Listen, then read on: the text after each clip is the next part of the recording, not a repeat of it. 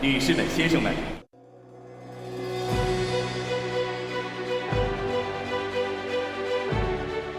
Ni hao, fans of Shuklistan, and welcome to Day 6 coverage of the Beijing 2022 Paralympics on Keep the Flame Alive, the podcast for fans of the Olympics and Paralympics. I'm your host, Jill Jarris, and through the plexiglass, I see my lovely co-host, Alison Brown. Alison, ni hao, how are you today? Ni hao, that was quite a game we just came from. Oh, man, it really was. We've watched a lot of hockey today, and it's been super exciting. We will get to that. But first, what officiating or volunteer job would you like to do today? I'm restocking snacks. So at every venue, there is a media workroom. And in the media workroom, we have desks and power strips and televisions with feeds. And we also have a snack table. And everyone's always happy when the person comes in and refreshes the snacks. And by everyone, I mean me. I think there are lots of people who are happy when and the snacks are okay. So this is typical. There's usually some fruit, and it varies by venue. So in the media center, we usually have little oranges or tangerines and bananas. I saw today at hockey, you got apples. Yes. And to snowboard, the other day they had pears, which was the first time I had seen a pear. We have the only really sweet thing they have here is a Swiss roll, and that is a yellow cake rolled up with some kind of creamy filling. In the media room, it is strawberry, not your favorite. Biathlon, they got orange, which was nice, and there are a couple of venues who have banana, and so that's not bad either. And then there are a few venues who have Snickers. Yes, and I owe you a chocolate bar. That's what somebody told me they were. How you say chocolate here in China. It's a little Rice Krispie, like a Nestle's Crunch. But it's long. I love those. Yeah, but they're not thick. They're very thin. But that's pretty tasty. We also have many kinds of crackers. There are like rice crackers or stuff made with sesame. There's sea salt and cheese. And then there's also the pocket bread. There's little tiny loaves of soft, squishy white bread. And by little tiny, I mean they're like 2 or 3 inches long, or a square, or something. It's sort of like if you made Wonder Bread in the shape and size of a brownie. Yeah. So that can be tasty. There's brined eggs, lots and lots of brined eggs, and there's a cup of noodles. So that's pretty much our snack area. And there's different kinds of crackers here and there, but it's always a nice surprise to see. Oh, and hockey has sandwich crackers. So they've got some sandwich crackers with cheese in the middle and sandwich crackers with peanut butter in the middle. It's like, why did I not go watch more hockey? They have not had those because I've been in the hockey room. That's a new addition today. I don't know if that was today or yesterday. Today was cheese. Yesterday was peanut butter. Or the other day was peanut butter. Yes, so I have not seen those before today. I'm loving them. So what is your volunteer job? Okay, so we have talked that yes, there is ice in the benches areas for the players to slide in and wait their turn to go back out on the ice. There's also a little mini Zamboni that has to clean that ice. And the Zamboni thing is like about the size of a snowblower. I would say a smaller snowblower. It reminds me very much of those machines that you can rent at the grocery store for cleaning your carpets. Yes. It's yes. sort of that size and shape. Yes. And it just comes in and they just clean out the bench area. But only between games. Yeah, because it doesn't get it doesn't get messed up that badly. But they like everybody to have a nice clean surface to start with. So that job looks fun. Although it got crowded in the little bench area with all the cleaning that was going on today. There was some repairs apparently needed. A little bit of the follow-up file.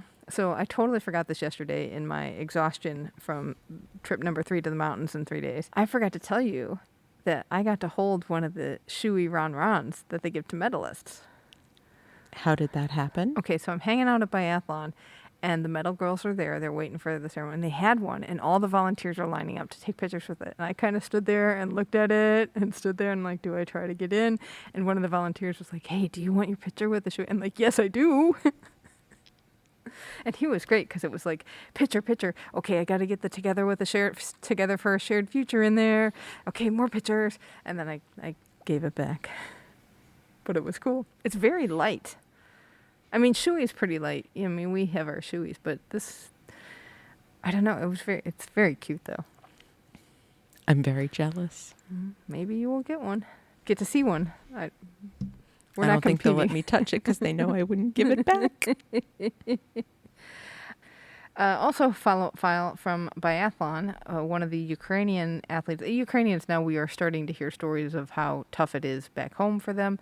One of the athletes could not compete because her father had been captured, and she was pretty distraught over that. And then Dmitry Suarko said he got a bronze medal yesterday in the middle distance vision impaired. He said it was very hard. You know, biathlon takes a lot of concentration. He missed 2 shots because yesterday my house where I live was bombed and destroyed. And I cannot fathom what that is like to be here and compete on the highest level and get medals. Let's not put that aside. And get medals while you know your country is being torn apart and your life personally when you go home is never going to be the same as it was when you left. And one of the things we've mentioned yesterday and we continue to not have information about is, can they get home? Yeah, don't know. Because most of them came from training. They were training in northern Italy, and they were supposed to go to Lviv to get their gear and leave, and that wasn't happening. So they it's heartbreaking. Yeah, there's been several articles on our site, what we get in here, of they're not sleeping, they're not eating, they're on their phones 24/7. They put the phone down just to race, to see, if their families are still alive. It is mind-boggling what is happening in Ukraine and, for our purposes to this team. They are amazingly strong people, and it's so painful to watch them go through this. Follow-up for Alpine skiing. Everything has been rescheduled because the weather is getting warmer and warmer. So things were supposed to start about 10:30. Now they're all starting at 8:30 in the morning so that they finish up by 1 or 2, depending on the schedule. Because if it goes too late, snow won't be usable. Snow? It will be slush or dirt? Yeah. So that's not easy to deal with. So we had a question from listener Dan who wanted to know about curling ice and wondered if it changed from day to day depending on the conditions. And so we did a little diving. If you go on our Facebook group, you'll see a video I made walking into the venue, because I realized as I was thinking about this question that the getting into the venue is different than getting into any other indoor venue at Beijing, including the Olympic venues as well. So to get in, you have to walk through, they go through you go through an automatic sliding door, but then there is a fabric barrier, a plastic barrier, and going right into where the curling sheets are, there's more plastic barriers. So I put a little video up of what that looks like, but that's to help keep the consistency of the ice. And curling ice, very involved. And they've got one of the best ice technicians in the world here. His name's Mark Callan. He's from Great Britain. His deputy chief is Stefan Roethlisberger from Switzerland, also quite talented. Found a couple articles in Shrine, which is a Chinese publication, and in the National Post. And the goal is to keep the ice consistent so that this is a game of skill, not a game of chance. You want to make sure that the ice is fair for everybody and keep the ice sheets as consistent as possible with each other, the other 3 sheets, and same from day to day so that they can kind of bank on what's happening. Now, that doesn't mean that the ice doesn't change as you go along, because, of course, you're going to have all these elements like throwing the stones down there is going to change how the ice functions throughout the game, and also adding people to the mix. When you add in spectators, that changes the game too. So what the team has to do is they monitor the air temperature, the humidity, the dew point, the air pressure, the outside weather conditions, because if people arrive and it's wet outside and they're wet, that affects the ice conditions. You can't use tap water for the ice. It has to be purified or deionized, because that water freezes faster and harder than tap water. So the big deal with curling ice is that it gets pebbled, and that creates little bumps on the ice that the stone glides over. This increases the slipperiness of the lane. If you use purified water, it helps those pebbles last for the entire game. So an ice sheet is about 4 inches thick. When they build it, they do it 2 or 3 millimeters at a time. Once the upper layers freeze, they add the paint and the logos. Then they use deionized water to remove the impurities, and they level it with an ice scraper. Then they pebble it. After every session, they resurface the ice again, repebble it. In Beijing, they have to deal with exceptionally dry air. And we can talk about how we know the dry air is dry. My hand's cracked again overnight or over the last couple of days because it's so dry. Our skin is like paper almost. It's really uncomfortable. But the air here is very dry. So they have added humidifiers to the ice cube, and we looked for them today, and you saw a big one in the corner. Yes. And I saw little ones all along the sides. You can't see them on TV because they're along these side walls or right behind them. And they're about the height of a folding table or card table. And then they've got little hoses kind of coming off of them so that they can spray air. So that helps maintain the moisture levels. But there's a door that keeps letting in cold air. So they also use a hot tub that's not far from the ice. And you figured out... I think it may be the hot tub that the divers would have used, because behind where the ice sheets are is where the diving tank would have been and still is. And then usually there's a hot tub where they warm up between dives. So I'm wondering if they're just using that right behind it, because we can't see that part of the tank. There's a temporary wall that's been put up behind the sheets. So whatever is back there, we can't see. Exactly. So we can't see a hot tub, but would not be surprised if it's running all the time.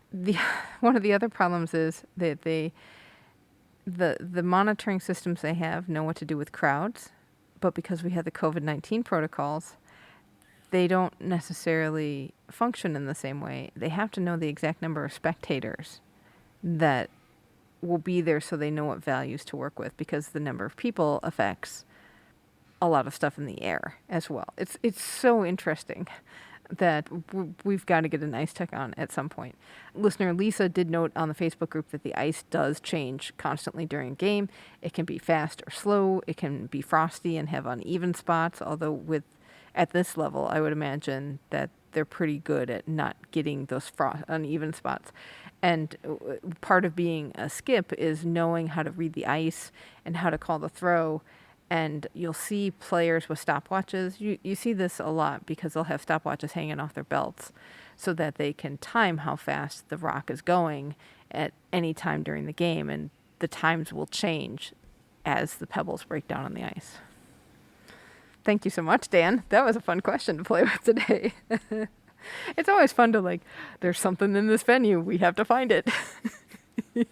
I have seen them pebbling the ice. I did that there early enough one session, and he came with the hose behind him, and he trots backwards. Yes. Yeah, it's very, I might have a video somewhere, but he trots backwards at a little clip and sprays his hose back and forth, and he has a big water tank on his back, and it's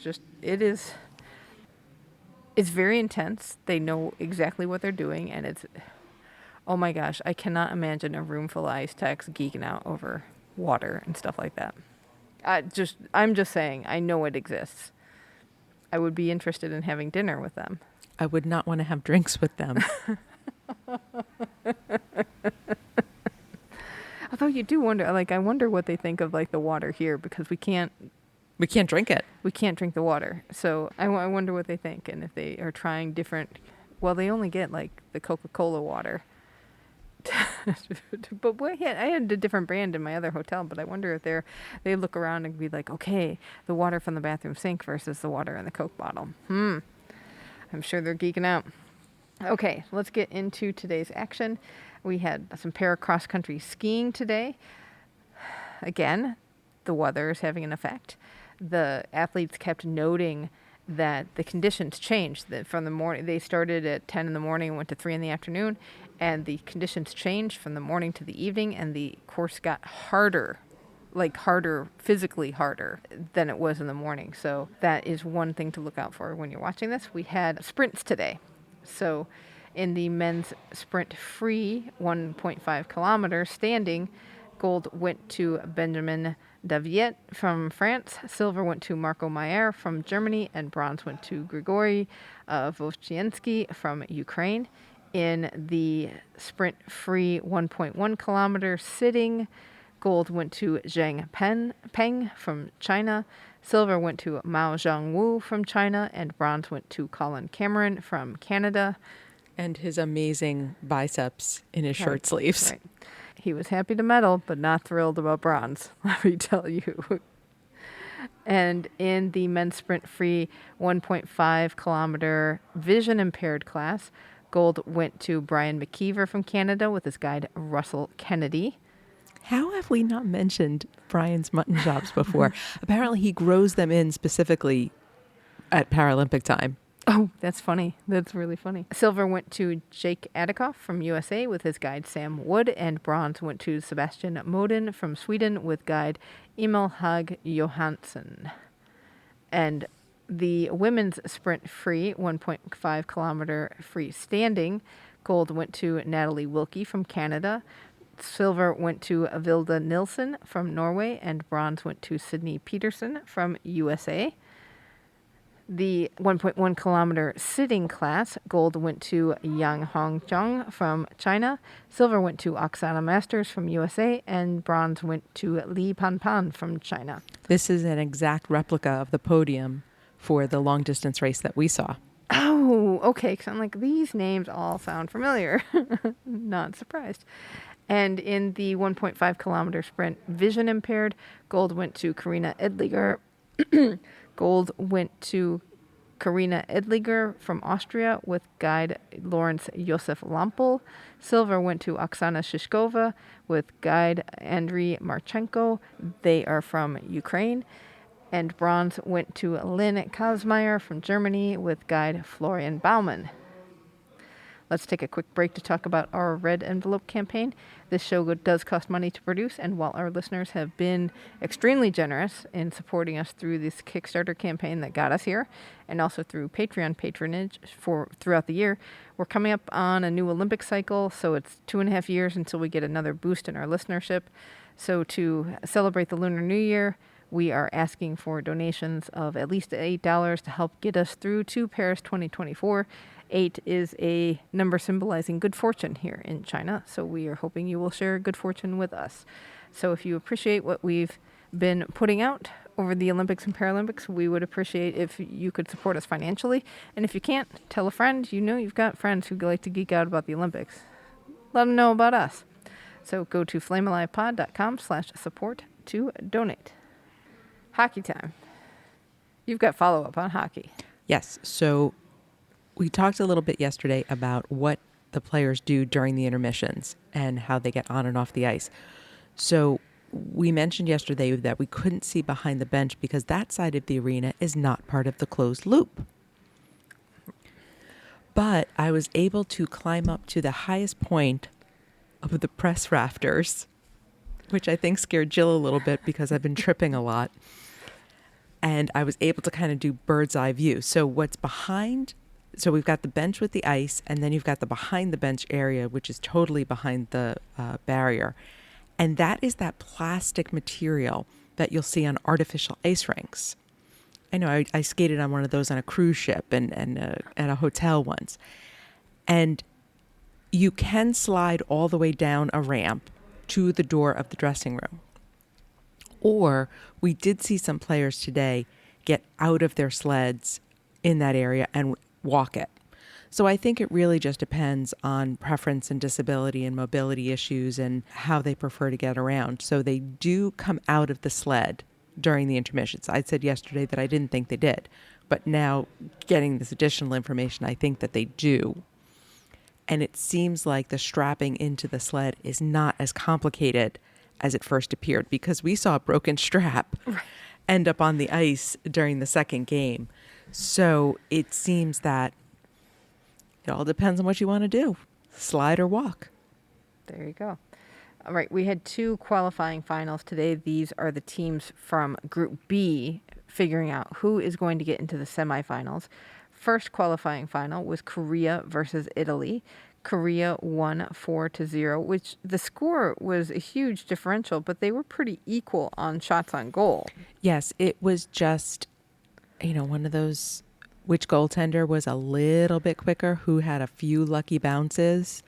It seemed like an evenly matched game if you weren't looking at the score. And one of those goals, if I remember correctly, was an empty net. Yeah, I think so. Yeah. So there was a pretty big crowd there. And we were like, oh, they brought in a crowd for Korea and Italy, which is, okay, that's very nice. And they clapped politely. You noticed that... I think there was a giveaway because everyone had a bright green bag. See, so bobblehead night works in China as well, apparently. We both found the job we would not want to have, and that would be the OBS cameraman and photographer who were positioned in a box between the benches and had to wear helmets. This was a new camera angle. So if you see the games Korea versus Italy or China versus Czech Republic for today, you may get some new shots that you haven't seen on the feed, and know that those men, it was men for both games, were risking their lives for you. There was another OBS camera job that I thought about taking, but I don't know how I feel about it. There was a cameraman up in the corner by us. So this is me. On a roller derby rink, it would be turn 4. So if we were in the turn 4 side of the rink, and there was a cameraman up against the plexiglass, and there was a woman kind of sitting behind him, and every once in a while she'd go up and gently move the wire out of the way so he would not stand on it. I need her because I've been tripping a lot. The second game, now we mentioned the crowd for the first one because the second game was China versus Czech Republic again, and we were so excited because we were like, this is going to be off the hook. Because all the China games, the place has been packed. Yes. Somebody messed up. There was nobody there. The cheerleaders were in the stands. Usually they're in like the doorways and the corridor parts of the stands, and this time they were in a row of seats, and we're like, it's like 20 minutes to game time, and there's nobody coming in. Is the bus late? What happened? And I think somebody messed up the game order and sent the bus to the Korea-Italy game when the bus meant to go to the China-Czech Republic game. And then the word went out, everybody in the building, get to the stadium. So all of a sudden, maybe 5-10 minutes into the first period, all of these volunteers were around the edge on the upper rafters, just making so much noise. And then there was this man who kept switching ends, who never stopped waving the Chinese flag. Yeah, and it was a big flag on a silver flagpole. He is behind the opposite goalie so that China could see him waving the flag as they headed towards the goal. And honestly, he kept that up the entire game. It was impressive. And like building crew, because the building security type people and all that, they're wearing all black. They are in there, and we just kept looking. There kept being more people. But not sitting in the spectator section. No, they're all behind us. And I gotta tell you, Chinese people know how to yell because they sounded, they were so loud that it sounded like it was full. And loud in a good way. Yes, yeah. I mean, not in an obnoxious or unpleasant way. In an appropriate, we are cheering for our team. We have chants. We have songs. It really made this game a lot of fun. And it was hands down the best game we've seen so far. Super close. China beat Czech Republic 4-3 in a couple minutes left. They didn't have much time left on the clock. Czech did not have much time left on the clock to make up that time. Your friend Michael was down the bench from us. We have his name now. My Czech friend's name is Michael. I asked him today. I said, I'm so embarrassed. I keep referring to you as my Czech friend. He was, anime. If I could get my camera out fast enough, just the animation, so excited, and then just heartbroken. I feel like this would have been, if he could rip up some paper and throw it in the air in disgust, he would. But as we both told him, the Czech Republic just played a great, great game. So evenly matched, so back and forth, really exciting. Just so much fun to watch this game between the Chinese crowd and the Czechs who were there were small, but they were vocal and animated. And this is what you want from a Paralympic game. There was so much energy in the room. Exactly. And you really did not know until a minute left in the game who was going to win. Yeah, and I really thought we were going to overtime. We were gonna have a shootout on top of that because it was just super exciting. Bruisers, all of them were just bruising, and it was like because you saw the first Czech-China game. Very different game. It was, I don't think the Czech Republic had been prepared for the kind of team that China was going to be. This time they were much more prepared. So it wasn't, the first game it felt like China was kind of beating up on them. This was much more evenly matched in terms of physicality. So there wasn't, even though there were a lot of crashes, it didn't feel so bruisery. Right. Make my own word. Some T-bone penalties. We'll say that there were some penalties for teeing. It was they got rough. Both of them were really chippy, but not in a oh my gosh, a big fight's gonna break out kind of way. Agreed. They were just playing. It was a good game. So now 7th place in the tournament goes to Slovakia.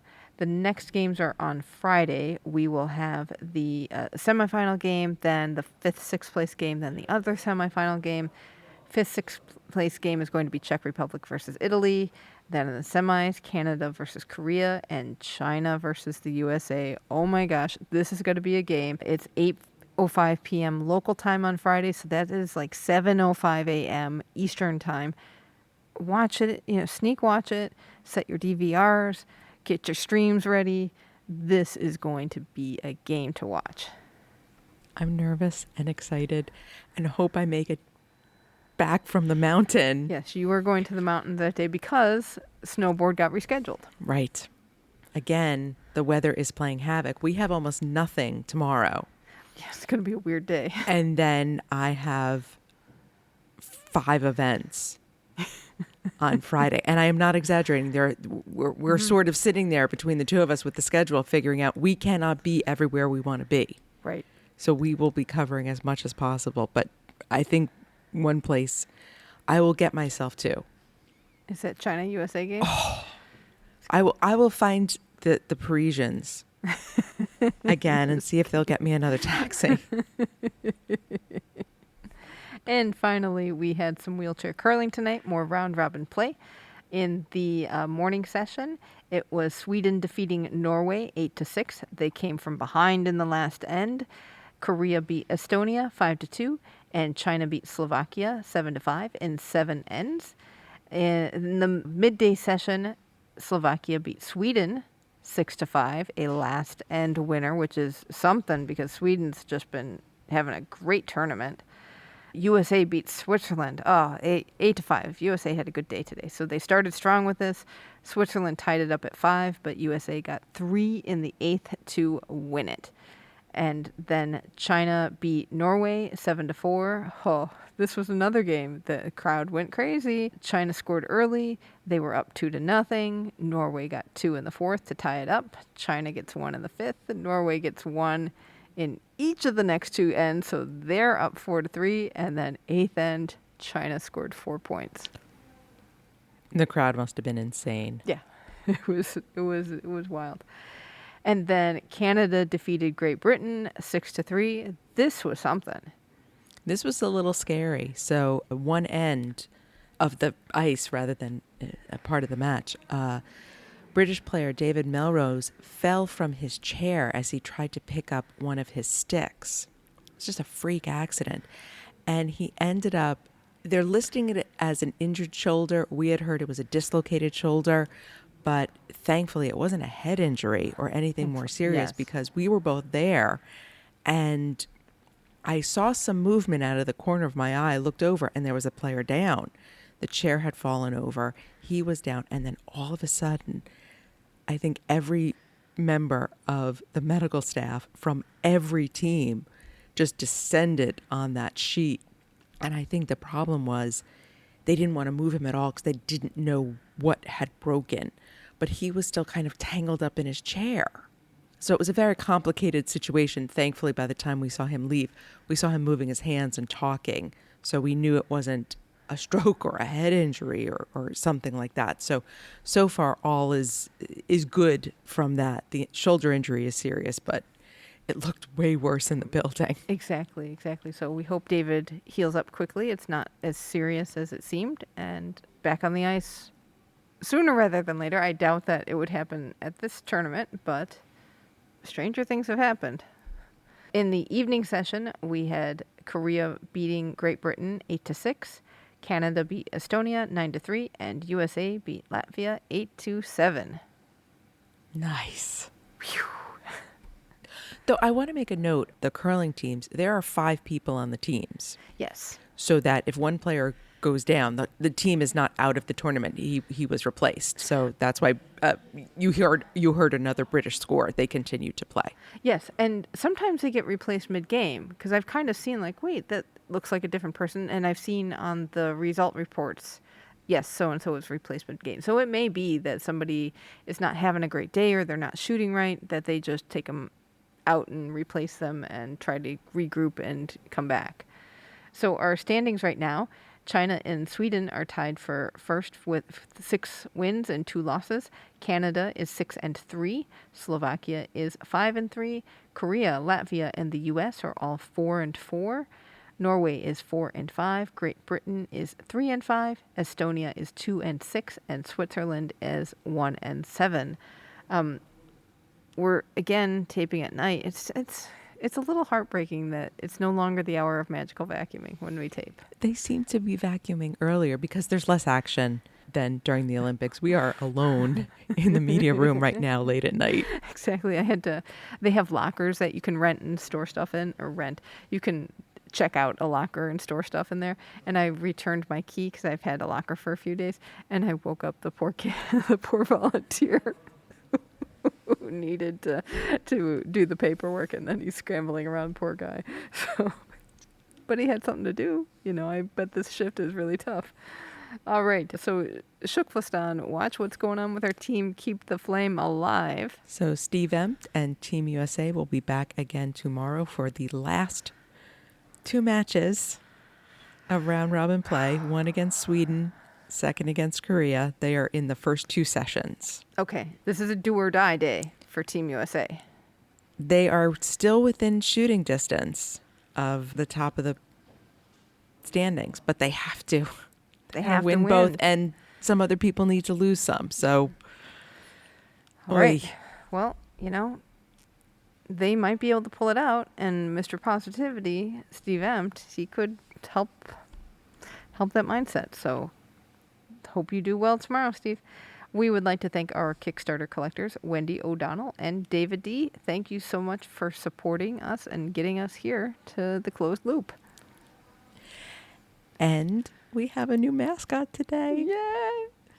Our new mascot is Theodore Patton, also known as Theo. I follow him on Instagram, and he is fantastic. He is a very sassy Shih Tzu, and he lives with superfan Sarah. And you'll be hearing more about Theo for the rest of the Paralympics. And special thanks to superfan Sarah for supporting our Kickstarter campaign. Yes, thank you. And that will do it for this episode. Tune in again tomorrow for another day of competition. Well, some competition. Not much, because everything moved earlier in the week because the snow is melting. Can't have a Winter Paralympics with no snow.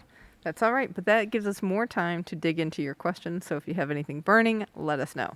You can email us at flamealivepod@gmail.com or call or text us at 208-352-6348. That's 208-FLAME-IT.